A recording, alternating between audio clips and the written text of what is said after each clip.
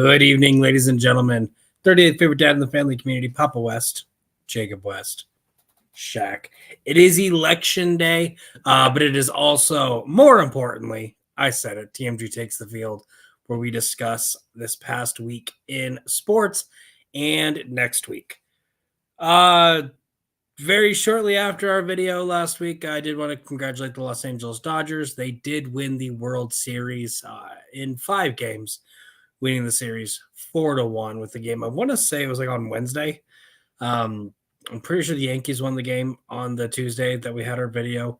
But the Dodgers are your World Series champions. They are baseball royalty. They have the highest payroll. They should be. But we're not here to talk about baseball, because if we did, we'd be done because baseball sucks. We are here to talk about football. First off, we will talk about college football. Very fun, exciting week, because most all weeks are fun and exciting. So first we have, for last week's games, Friday, Boise State beat San Diego State 56-24. And then some really fun games on Saturday, some upsets, and some really great matchups.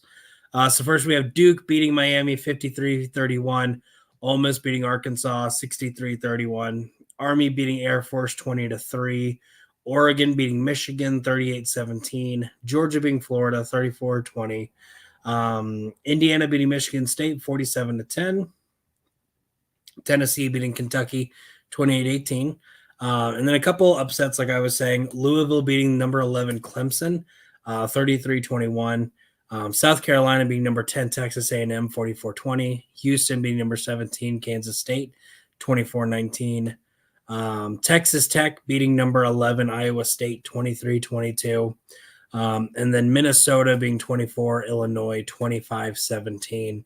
And we do have a couple of ranked versus ranked matchups. The big ACC matchup I was talking about earlier, SMU beat Pitt 48-25. Practically punching their ticket to the ACC championship game, because I looked at it earlier in the week. I don't think they play anybody that's great in ACC play after this. I could be mistaken on that. And then in Big Ten play, we had Ohio State beating Penn State 20-13. So a lot of implications there, kind of a lot of changing as far as the conference championship games go. But again, we do have a while until conference championship actually hits. So we'll go ahead and talk about our rankings. So we did have our first college football rankings drop earlier today. So we're going to go off of college football playoff rankings. At number 1, we have Oregon. Number 2, Ohio State. 3, Georgia. 4, Miami. 5, Texas. 6, Penn State.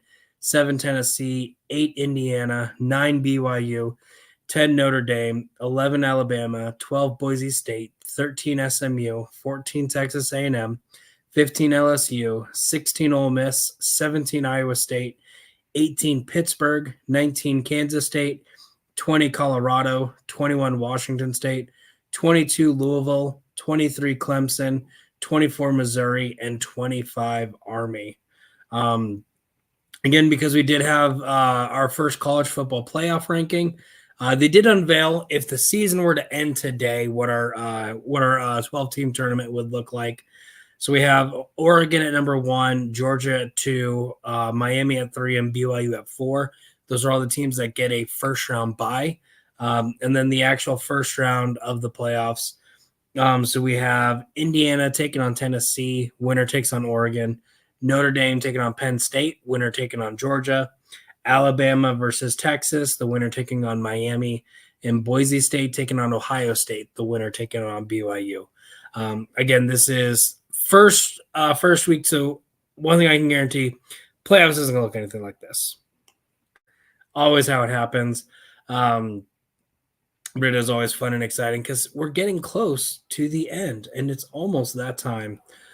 We did have quite a bit of movement in the Heisman race. We still have Cam Ward at number 1 at plus 200 to win. Travis Hunter is now our second favorite to win at plus 220. Dylan Gabriel is still at 3 at plus 290. Ashton Genty dropped to number 4 at plus 500. Everybody else is like the plus 2,000. So it is looking like these are our four Heisman finalists. Um, Again, all have really great games coming up, especially towards the end of the year. You have your extremely tough games where you play good opponents. Hopefully, they get some stats to pad those rankings to get up in the actual Heisman finish. Week 11 in college football, a couple matchups I want to go over. Everything we're going to go over takes place on Saturday, so we don't have any Thursday or Friday games we're going to talk about. So Saturday we have Ohio State taking on Purdue, Miami taking on Georgia Tech, Texas taking on Florida, Indiana taking on Michigan, Iowa State taking on Kansas, Clemson taking on Virginia Tech, Army taking on North Texas, Colorado taking on Texas Tech, Oregon taking on Maryland, Tennessee taking on Mississippi State, Notre Dame taking on Florida State, Missouri taking on Oklahoma, Penn State taking on Washington, Boise taking on Nevada, Pittsburgh taking on Virginia, BYU taking on Utah, Washington State taking on Utah State, and then a couple ranked versus ranked matchups. We have Alabama taking on LSU, and Georgia taking on Ole Miss. So a lot of fun matchups, mainly in those SEC games. But again, the SEC doesn't matter. Saban's not there anymore. It's still the most competitive conference. I don't care how good the Big Ten is. It's no SEC. And you can see that exactly with Vanderbilt beating Alabama. Right there just shows you how good of a conference the SEC is. There's also a reason it's one of the most drafted conferences. Time after time, there's more SEC players drafted in the first round than any other conference. But that has been our talk. Actually, I'll talk a little bit more. Tato's not quite here. So I'll talk a little bit more, kind of go over the conference championships as they are right now. So again, ACC, as it stands right now, we have Miami and SMU both undefeated. Clemson and Pitt both getting that loss, which definitely hurt them. One cool thing is not next or the 16th, so not this upcoming weekend, but the weekend after. We actually have Clemson taking on Pittsburgh. But as far as Miami and SMU goes, both have very easy roads to get there. Miami's taking on Georgia Tech, Wake Forest, and then Syracuse. SMU is taking on Boston College, Virginia, and Cal. So both teams have very easy roads to get there. So it does look like it will be the two of them. Big 12, we have this one's an interesting one. So we have BYU still undefeated. Iowa State and Colorado both with one loss. So both trying to get there. Iowa State has a somewhat easy road. Kansas, Cincinnati, Utah, and then Kansas State. So only one ranked team in that road. Colorado actually has a pretty easier schedule. Texas Tech, Utah, Kansas, Oklahoma State. So no ranked teams. But that Texas Tech team did beat Iowa State this last weekend, and they're in Lubbock. So that will be a very fun game to watch. As far as Big Ten goes, Indiana and Oregon are both undefeated. Indiana does have a tough road because they play Ohio State, not the last week of the season, but the week before that. Oregon, no ranked teams, Maryland, Wisconsin, and Washington. Washington is in Oregon, though, so a little home field advantage. And then we have Ohio State and Penn State, both with one loss. Again, we talked about Ohio State having Indiana. They do also have Purdue, Northwestern, and Michigan. And then Penn State has Washington, Purdue, Minnesota, and Maryland. So Penn State has a relatively easy road. Again, the Indiana-Ohio State game, odds are whoever wins that game is going to be in the Big Ten championship game. And then the last conference is the SEC. This is a fun race because we have 5 teams tied for the first spot with one loss. So Georgia first. Georgia has Ole Miss, Tennessee. And that's as far as they have with conference. They have 2 non-conference games afterwards. Texas A&M has a non-conference game with New Mexico State, but then they have Auburn and Texas. Tennessee has Mississippi State, Georgia, like we said, and then Vanderbilt. Texas has Florida, Arkansas, Kentucky, and then Texas A&M. And then LSU, again, still in it. They do have Alabama. Then they have Florida, Vanderbilt, and Oklahoma. So LSU could be a surprise team to make it in there. But again, you do have Texas taking on Texas A&M and Georgia taking on Tennessee. So what very well could happen, because both those group of teams play each other. What really could happen is winner of those two games play each other in the SEC championship game. But again, LSU could make a surprise run if any of those teams lose an additional game, which again, SEC very well could happen. So that will be another fun, exciting conference to watch. But now we are done talking about college football. We're going to move on to the NFL. And I have my friend Tato. Tato, how's it going? Hey, I'm doing good. How you doing? Oh, I am doing great. You ready to talk about some NFL games that happened last week? Yeah, let's jam these. All right. So I will say we both had decent weeks. One of us had a decent week. One of us had a really good week. I'll go over how our standings are at the end of our weekly rewind. So we did have the Thursday night game, the Texans traveling to New York to take on the Jets. The Jets pulled it out 21-13. Aaron Rodgers played great, 211 yards, 3 touchdowns. Devontae Adams getting one of those touchdowns. But really the news is CJ Stroud is kind of has been really struggling as of late. He did have 191 yards this game, but no touchdowns. Has been throwing more interceptions than touchdowns as of late. So is this a digression, or is this just a couple bad matchups? Taylor, what were your thoughts on this game? Yeah, I don't think CJ is necessarily digressing or regressing, as it were. I think defensive coordinators are figuring out how to attack that Texans line, which is good, but clearly has holes that can be figured out. And I think it got figured out and is kind of matriculating through the league. Like, hey, this is how you attack them. That's what I think is happening with it. That could be the case. Again, once you figure out how to stop one player, teams have that tape. Teams figure out how to do it, and then they get stopped after a while. So next we'll go ahead and start talking about the Sunday games. First one we have is the Bills-Dolphins. Tua was back. Tua played pretty good. Scared the crap out of me sometimes, but unfortunately was not able to get the win. Buffalo getting the win 30-27. Josh Allen still playing great, 235 yards, 3 touchdowns. Any thoughts on this one, Tato? Nothing extra on this one. Okay. It was a AFC East game. 2 teams that play each other hard, and they played each other hard.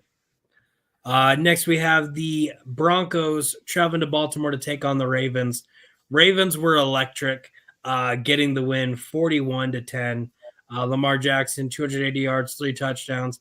Derrick Henry, 106 yards, 2 touchdowns. And then Zay Flowers just being an offensive machine, 120 yards receiving, 2 touchdowns. Really unstoppable. And the crazy thing is the Broncos actually have a relatively good defense. Pat Surtain is one of the best corners playing today. But no matter what they tried, they could not stop this Ravens team. Tato, any thoughts on that one? Something Cowboys, something Derrick Henry. Yeah, Derrick Henry, never got a phone call from the Cowboys. It was horrible. Actually, it was great because the Cowboys suck. Next, we have the Chargers taking on the Browns. Chargers getting the win 27-10. I did not call this one. But Jameis Winston played horrible. 235 yards, 1 touchdown, but 3 interceptions. Side note, he did get his 100th career interception in this game. But when you throw 3 interceptions, it's hard to get that win. Justin Herbert, 282 yards, 2 touchdowns. J.K. Dobbins, 85 yards and 2 touchdowns. So it was a very good team versus a very bad team. 9 times out of 10 when that happens, the very good team runs away with it. Exactly what happened here. Tato, what were your thoughts on this one? Yep, like I said, those Harbaughs are pretty good at winning football games. They're just like the best coaching duo in the NFL. No big deal. A game we will talk about a little bit more later, but the Saints traveling to Carolina, trying to come back from the 6-game losing streak. Bryce Young, however, getting the start again with Andy Dalton's elbow injury or shoulder injury, leads them from behind to get the victory, 23-22. Bryce Young, 171 yards, a touchdown, and an interception. But Chuba Hubbard has really become a power horse in that run game. 72 yards, 2 touchdowns. Derek Carr did play pretty decently, 236 yards and a touchdown. Big loss for them, though, is Chris Olave leaving in the first half with a concussion. And that offense just couldn't do anything after that loss. Tato, any thoughts on this one? Yeah, fucking spoiler alert. Derek Carr played well enough to get Dennis Allen fired for the 2nd time in his career. Yep. And again, kind of alluding to something we'll talk about after the weekly recap. But yeah, some coaching changes happened, along with many other changes that we'll talk about too. Next, we have the Bengals taking on the Ravens. Bengals, I believe, at this point were had not won at home yet, but they did get the win, 41-24. Joe Burrow, 251 yards, 5 touchdowns. If you had him in fantasy, he probably won you your game just by himself. No team needed. Chase Brown, their running back, 120 yards. So he has been electric, getting some good help. We'll talk about that soon. And then Mike Gesicki, the tight end with the worst gritty in the NFL, got to gritty twice with 2 touchdowns and 100 yards. Not a lot to talk about the Raiders because they just really played horrible. Heck, might have been horrible enough to get their offensive coordinator, offensive line coach, and quarterback coach fired. But again, we'll talk about that soon. Tato, any other thoughts on the Bengals pouncing the Raiders? Yeah, it was probably Macaulay Culkin at quarterback, actually. All right. Next, we have the Commanders taking on the Giants in an NFC East rivalry game. This one actually got close towards the end, but the Commanders did get the win, 27-22. Jaden Daniels playing great football right now, 209 yards, 2 touchdowns. Daniel Jones didn't play horrible, 174 yards and 2 touchdowns. But again, a big loss for the or actually, I was about to say a huge loss for the Giants because they were trying to come back and Tyrone Tracy left. That was last week's game against the Steelers. That wasn't this game. Silly Papa. Any thoughts on this one, Tato? Nothing extra here. All right. Another fun, exciting game right towards the end as the team was trying to come back.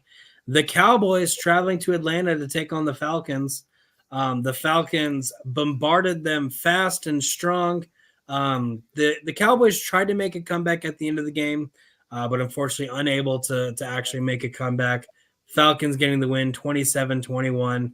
Kirk Cousins, 222 yards, 2 touchdowns,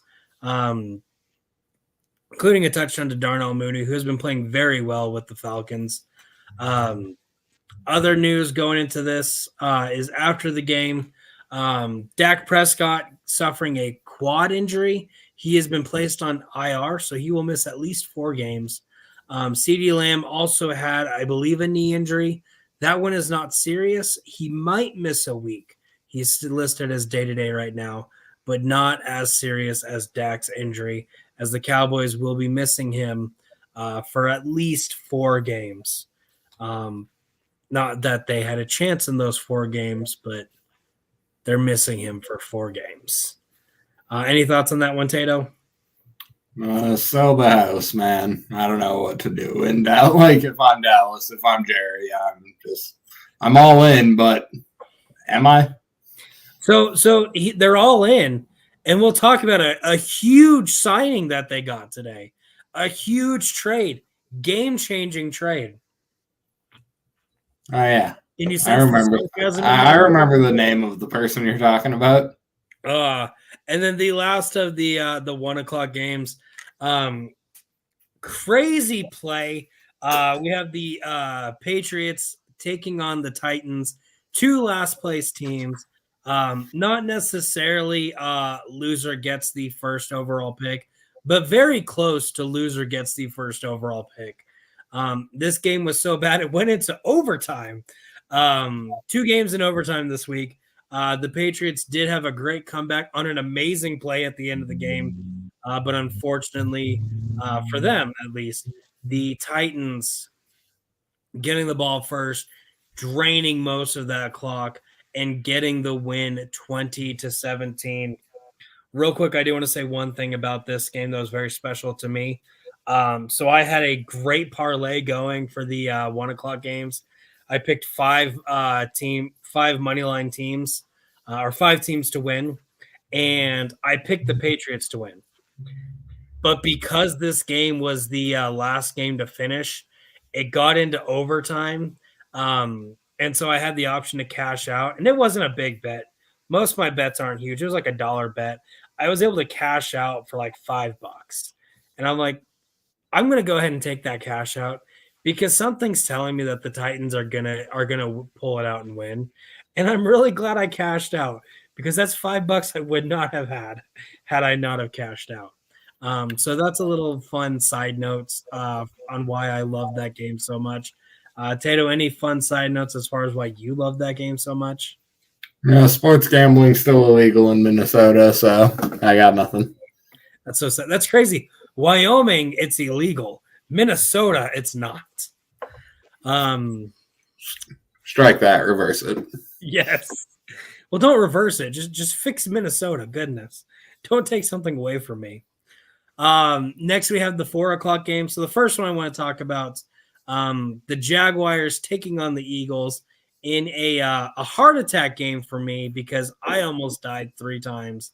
The Eagles played great for the first 3 quarters.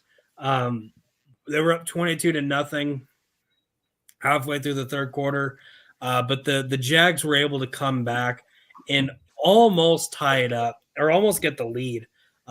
Eagles getting the win by 5. Jalen Hurts, 230 yards, 2 touchdowns. Saquon Barkley, 159 yards, a touchdown. An amazing spin move, backwards jump over the defender. Like this game was just full of insane highlights. That obviously being the big play that is probably the number 1 overall play in SportsCenter's top 10. But Devontae Smith had a 45-yard touchdown grab, one-handed. That was amazing. As far as like plays in the game, that was the better play because it was a touchdown.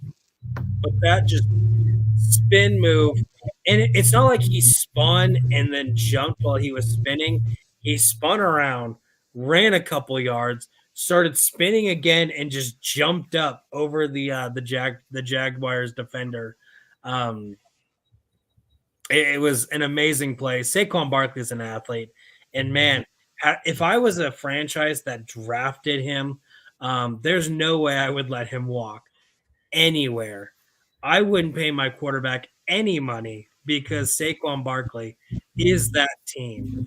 And if you drafted him and didn't re-sign him, there's something wrong with you, and you are a horrible franchise, and you deserve to never have a winning season ever again.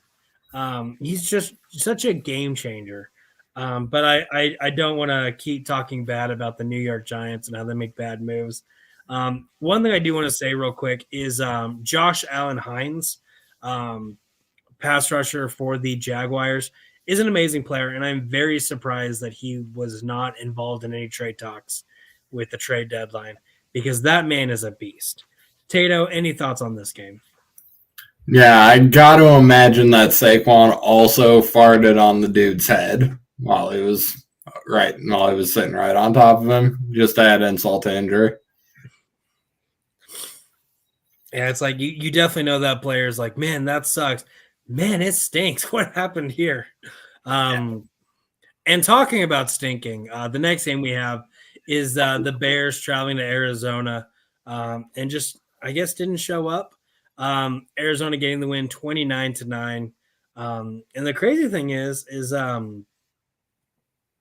the major players on both teams didn't really do much. A lot of the touchdowns, you had Trey McBride, tight end for the Cardinals, running it in. DeMarcado, one of the backup running backs for Arizona, getting a run. And then and then getting a lot of kicking, a lot of field goals, and a safety at the end of the game.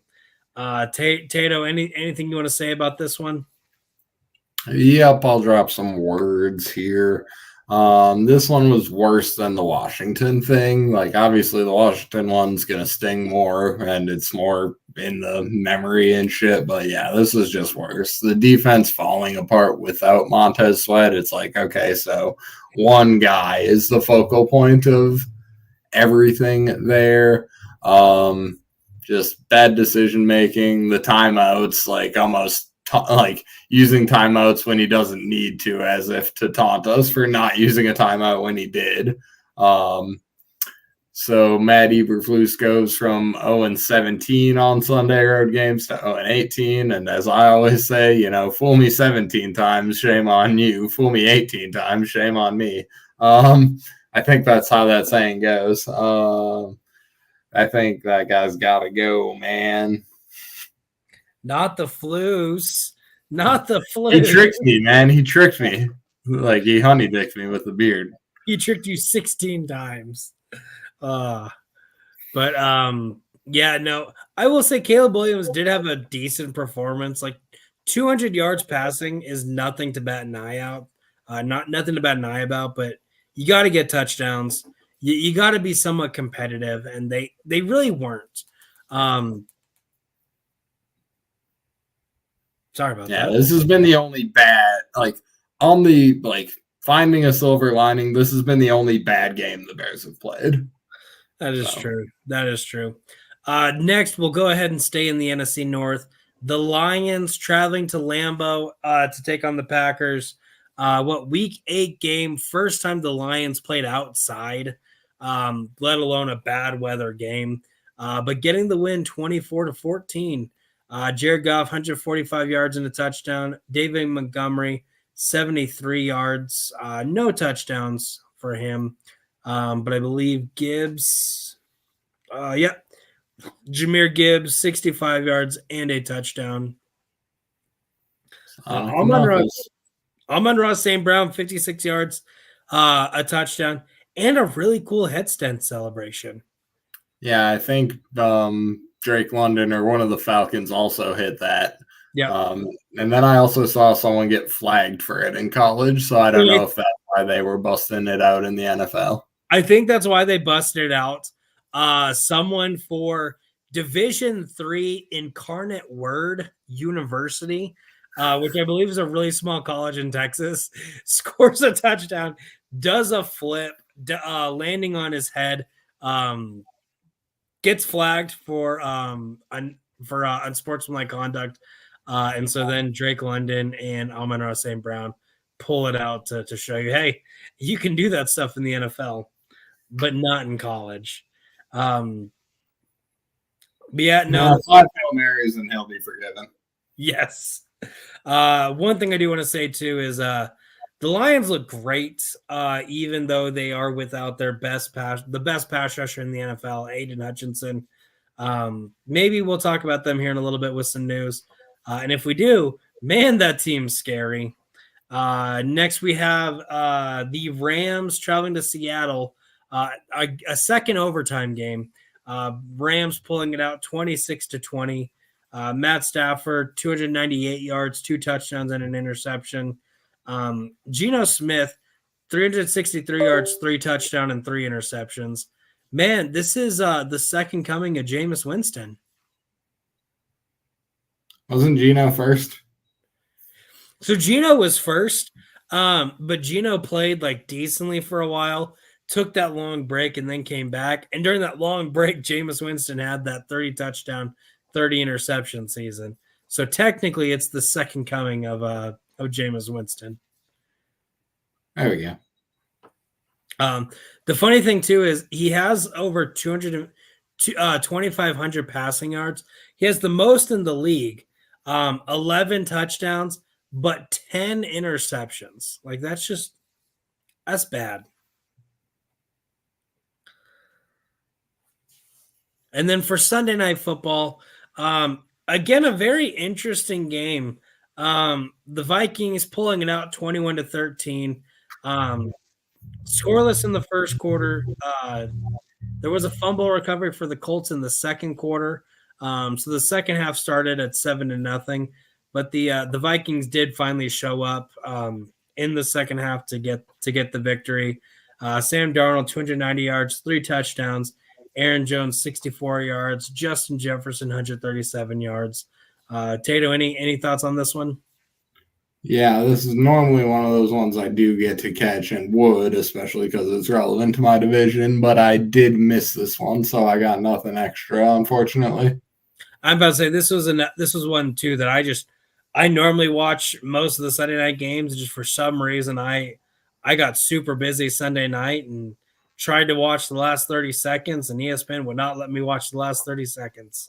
But a game I did get to watch quite a bit of, Monday Night Football, the Buccaneers traveling to Kansas City to take on the undefeated Chiefs. Third game that went to overtime. I think I said earlier we had 2 games. False. We had 3 because this game went to overtime somehow. I thought the Buccaneers would pull it off, but I was wrong. Chiefs getting the win 30-24. Kareem Hunt's electric, 106 yards with 1 touchdown. Can you believe he was too bad to play for the Browns? That tracks. And then one thing I will say too is Mahomes had a great game, 291 yards, 3 touchdowns. There was a little bit of an injury scare where he had a little flip pass, I believe, to Mecole Hardman for a touchdown, and he was down, had to get help to the other side of the end, to the other sideline. But like he went to the medical tent, came back out, and just started running. So I don't know what drugs they put him on while he was in that medical tent, but whatever it is, sign me up. Any other thoughts on this one, Tato? Didn't you see Varsity Blues? It's not worth getting the shot. No, it is not. So with this week, we did have quite a bit of differences on this week. I believe there were 4. 1, 2, 3. Yep, 4 differences. I had the Browns winning, whereas Tato had the Chargers. Tato got that one right. I had the Panthers winning, where Tato had the Saints, so I got that one right. But then I had the Bears when Tato picked the Cardinals, and I had the Buccaneers when Tato picked the Chiefs. So Tato is getting a little more out of that hole, having a 12-3 week. We're at a 10-5 week. That brings our overall records. I'm at 90-48. Tato's at 86-52. So it is still a 4-game difference. We'll see how much longer that stands. But we do want to talk about some news. Trade deadline was this week. So we do have quite a bit of news just as far as some people moving around. But other news is, I believe it was Monday morning, Dennis Allen, no longer the head coach of the Saints. He was let go right after that loss to the Panthers. And then the Raiders did fire their offensive coordinator, which his name is escaping me right now. Teddy, you should remember he was an offensive coordinator for the Bears. He's like Luke Getsy. Luke Getsy. Yep. They fired him. They fired their offensive line coach and their quarterback coach. So Derek Carr playing so bad, he got coaches on his old team fired. Yep. Tremendous. So the Raiders will be having a lot of changes happening in their offense in this next week. Maybe good, maybe bad. We shall see. But we do, again, trade deadline was today. So we do have quite a bit of trades to talk about. Let me find where the last one was.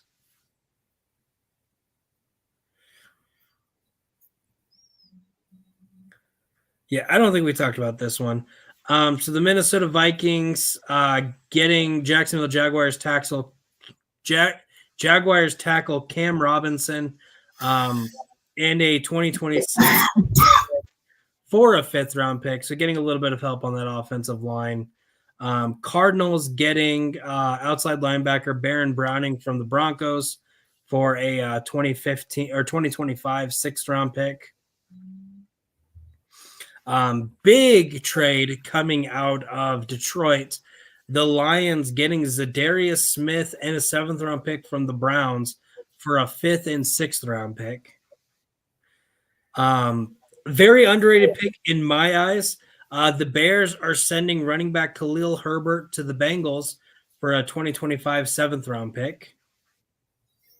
Yeah, that one feels like a Bears doing right by Khalil type situation. I would have loved to have seen them get like a 6th or a 5th for that guy. I mean, he's obviously not showing up with Swift and Johnson doing what they're doing, but one of those guys goes down and the running back room in Chicago starts to look really fucking thin. Yeah. And I mean, especially with the last 2-3 years, he's been a big key part to that offense. And so it's been very surprising just seeing him not do anything this season. So definitely doing right by him on getting him to a team, and especially because the Bengals did lose their starting running back Zach Moss to an injury. He will definitely see some huge impact. Next, we have the Dallas Cowboys getting wide receiver Jonathan Mingo and a 2025 7th round pick from anyone want to guess what team Jonathan Mingo plays for? Kidding. He's a Panther, or he used to be a Panther. They traded a 4th round pick to get one of the worst receivers in a 7th round pick. Let's congratulate Jerry Jones. Good job, Jerry Jones. The Washington Commanders, a report came out earlier this week. A lot of players are actively wanting to be traded to the Commanders. Well, only one player got traded to the Commanders. Cornerback Marshawn Lattimore and a 2025 5th round pick. Washington's receiving for a 3rd round pick, 4th round pick, and a 6th round pick. So if Washington looked scary before, they're a little more scary now. Getting a really good one of the top cornerbacks in the league. Another big trade: the Steelers picking up Mike Williams from the Jets for a 2025 5th round pick. So the Steelers have been very thin in that wide receiver room. They just got a really good receiver. Well, yes, he hasn't been playing well for the Jets. It's the Jets. What do you expect? And then the Steelers, after getting Mike Williams, they also picked up defensive end Preston Smith from the Packers for a 2025 7th round pick. So the Steelers very active today. We have the Baltimore Ravens getting Tre'Davious White from the Rams for a 7th round pick. Very good cornerback. Again, hasn't been playing that great this year. I believe he did come off of an injury the year before with the Bills. But maybe we'll see him going to a top defensive team and a team that has really been struggling defensively. We'll see what kind of impact he has there. And then the last trade we want to talk about, the San Francisco 49ers getting defensive tackle Khalil Davis from the Texans for a 2026 7th round pick. So I will say this was probably one of the more exciting NFL trade deadlines. because you don't always have a lot of movement with the NFL trade deadline like you would with the MLB. So this one definitely exciting. And we said look for the Lions to get a pass rusher. They did. That team's even more scary now. And then the Steelers picking up a really good receiver when they've been struggling with having receivers. So teams getting good picks. Tato, anything you want to add about the trade deadline this week? Yeah, it would have been nice to see maybe the Bears go for an offensive lineman, but with the position they're in at this point, I get not making any moves, unfortunately.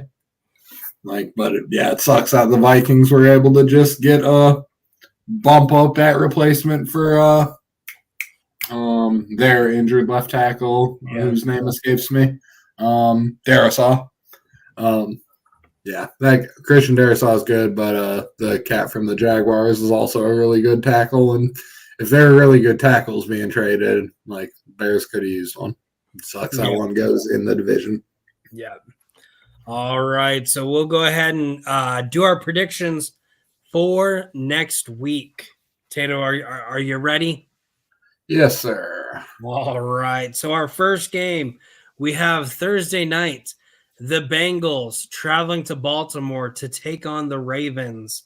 Right now, the Ravens are 6-point favorites. Again, this game is at home. The Bengals are that weird team where they play to their opponent's level. But that being said, I don't think they can get to the Bengals, or I don't think the Bengals can get to the Ravens level. I have the Ravens winning pretty handily against the Bengals. What do you have, Tato? Yeah, I also think the Ravens get it done here, though this one could be cheeky. It could be. It could be. Next, we have early morning game. This game's in Munich, Germany. 2-7 teams playing each other. We have the Giants playing the Panthers. Right now, the Giants are 6-point favorites. Tato, what are your thoughts on this one?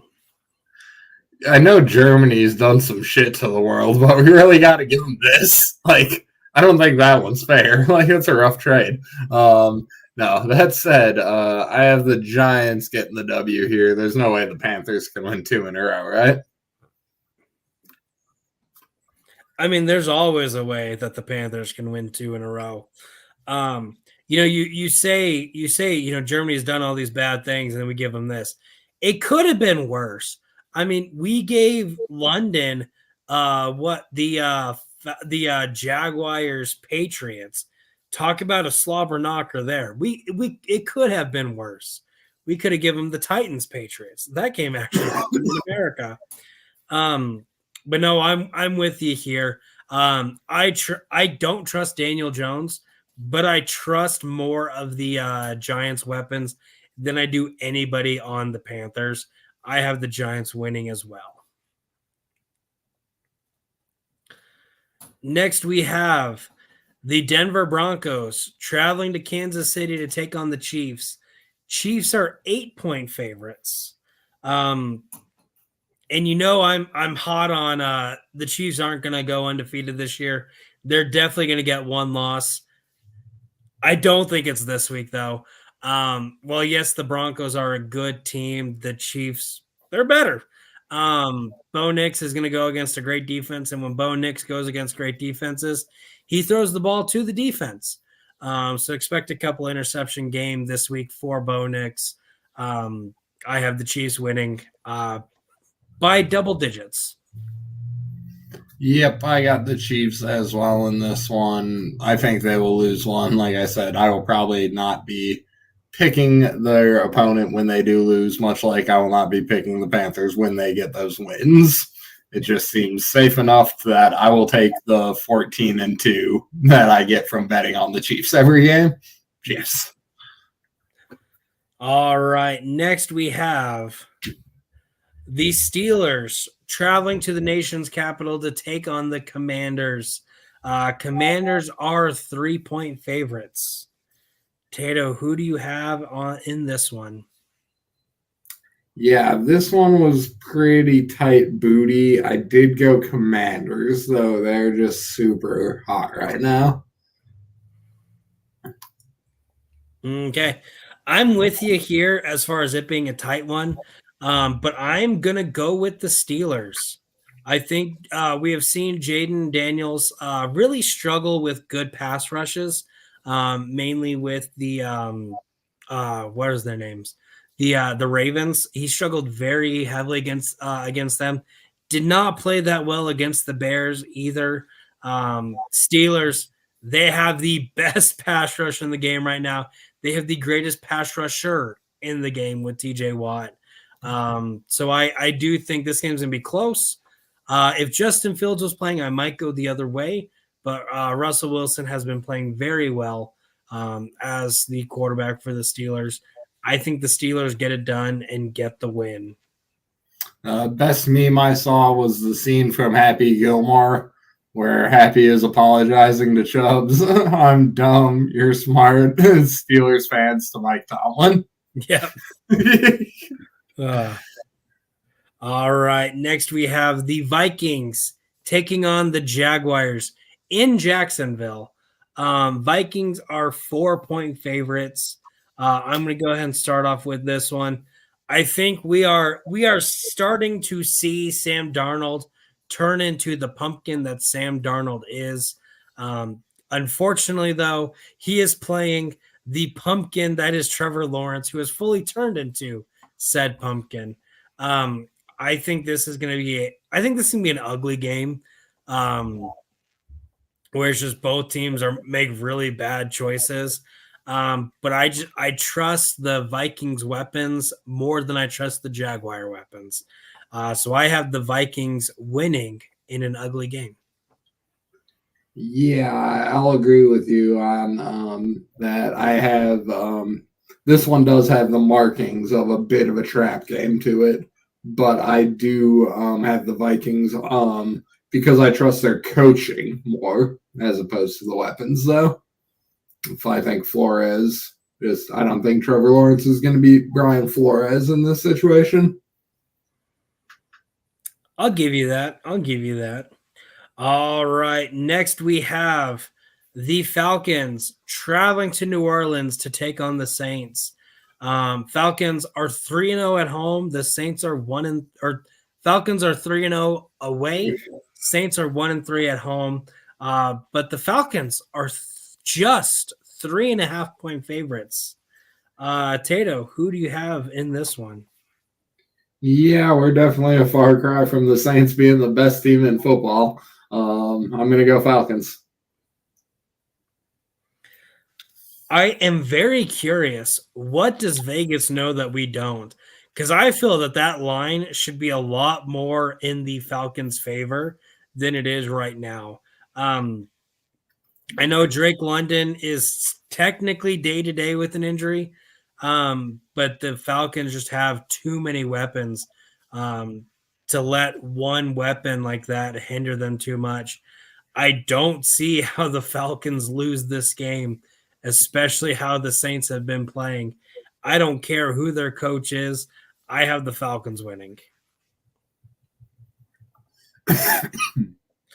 All right, next, I think this is going to be a very fun game. The 49ers are traveling to Tampa Bay to take on the Buccaneers. Right now, the 49ers are 5.5-point favorites. I think this would be a close game. Both teams on paper are very similar. Both have decent weapons, but battling a lot of injuries. One thing, though, is San Francisco has to travel and play early. So there might be some fatigue going on there. But it is reported that Christian McCaffrey makes his season debut in this game. And if he plays, I have the 49ers winning. Yep, I went 49ers too. I heard that Christian was activated. I wasn't sure if that meant he was going to play in this game, but that just feels like the spark.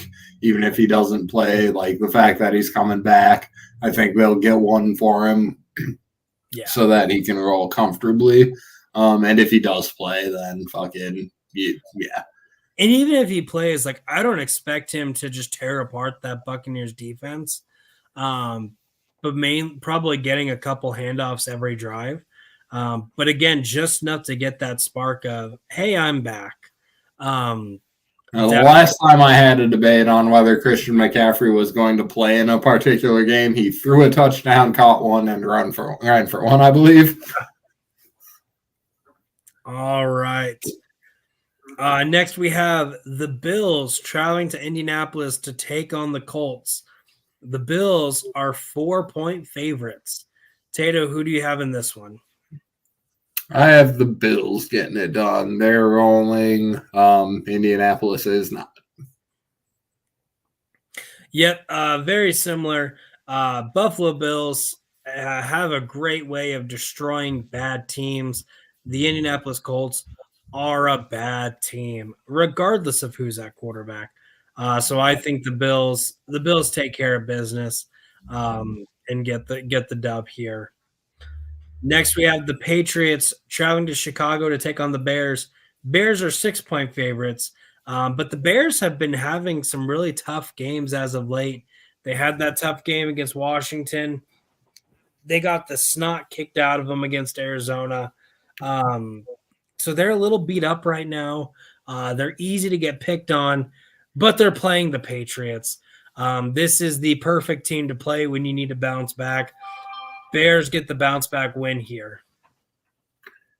Yeah, I also have the Bears. This is one of those ones where is it going to be a Pyrrhic victory? Like, because if they lose, they almost certainly have to fire Eberflus, but I don't know. Even they might lose and not fire Matt Eberflus, so that would be just me getting what I fucking deserve, I guess. Yep, I have the Bears winning this one. It does seem on paper like they will bounce back and get the victory, but like it's almost one that I hope they drop for the betterment of the team in the future. We'll see. We shall see. We shall see. Next, we have the Titans traveling to Los Angeles to take on the Chargers. Chargers are 7.5-point favorites. Tato, who you got? I have the Chargers here. Like I said, Harbaugh's winning football games. I was very high on the Chargers at the beginning of the season, and they have definitely let me down as far as that prediction has gone. Which is funny because 5-3, like most 5-3 teams are on top of their division. Mainly reason they're not on top of their division is because they're in the same division as the Chiefs. But they definitely have not been playing like a 5-3 team. It's weird because they're either great or they're horrible. And I think they'll play a bad game against the Titans. Titans have a really good pass rush, and they're decent at stopping the run, which is one thing that the Chargers really rely on. But I do feel that the Titans are one of those teams where it doesn't matter if you play great or if you play horrible, you're going to get a win against the Titans. I have the Chargers winning this game as well. Next, I have to scroll up on my list because we have the Eagles. Philadelphia is traveling to Dallas to take on the Cowboys. Philadelphia 7-point favorites. Again, Dak Prescott out. CeeDee Lamb, Deron Bland, and Micah Parsons are all questionable. And then as far as the Eagles go, Darius Slay, Dallas Goedert, and A.J. Brown are all questionable. So definitely both teams fighting a little bit of injuries.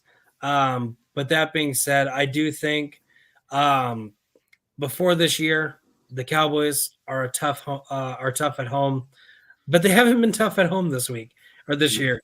And they've also shown if you can run the ball on them, you're going to beat them pretty easily. Well, guess what? The Eagles have the best run game in the NFL right now. Eagles are going to get the easy win here. Yep, I think you're a very happy man this week. I think the Eagles walk into Dallas and demoralize the fucking city of Dallas. I can't wait. It's going to be so exciting. All right. Next, we have the Jets traveling to Arizona to take on the Cardinals. Cardinals only 1.5-point favorites. Tato, what's your pick on this one? I do have the Cardinals getting it done based on like this the way they beat up on the Bears last week. I think the Jets are not a better team than the Bears. The record would agree with me. So Cardinals. I have to agree with you too. I don't know what it is about the Cardinals, but they're just a very spunky team.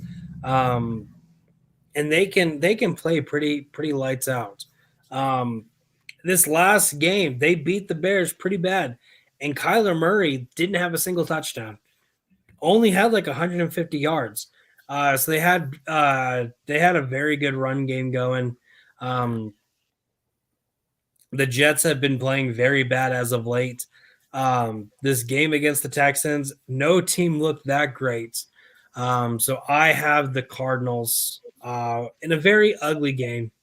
I think the Cardinals get the win here.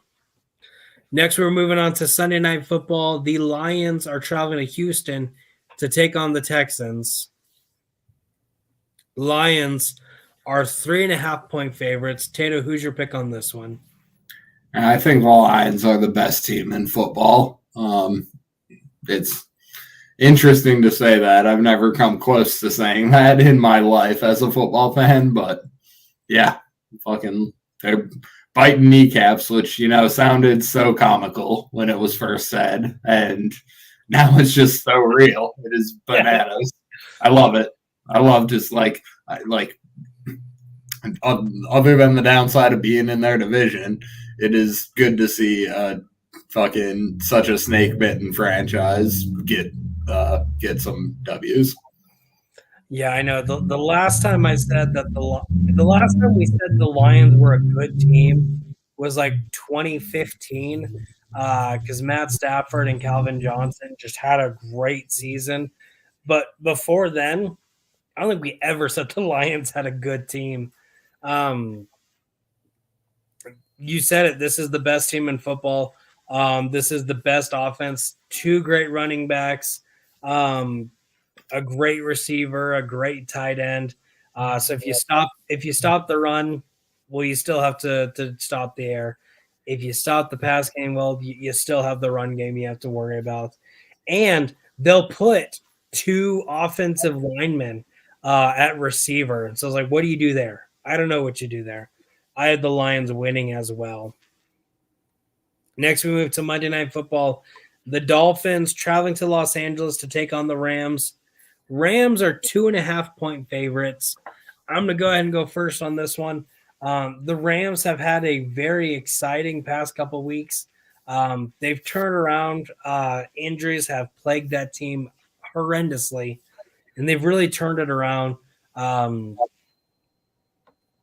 They're in prime position to win their division, which 4 weeks ago you thought this team was gonna trade away everyone. The Dolphins have been doing better after Tua came back, but I think that they're going to come up short on this game too. I have the Rams winning. Yep, I'm seeing a vintage Monday night Matty Stafford performance, 350, just lighting the field up. Rams, I will agree with you. All right. Well, we have a very similar prediction this week. Our only difference is the Commanders-Steelers game. After that, we have the exact same picks on everything. So again, regardless of how this week turns out, I will still have the lead. So that's good on me. But you might be able to get one closer. We shall see. We shall see. But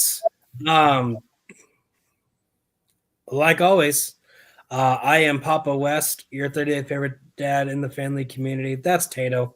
Go follow him on Lights Out Trivia. Lots of fun stuff happening there.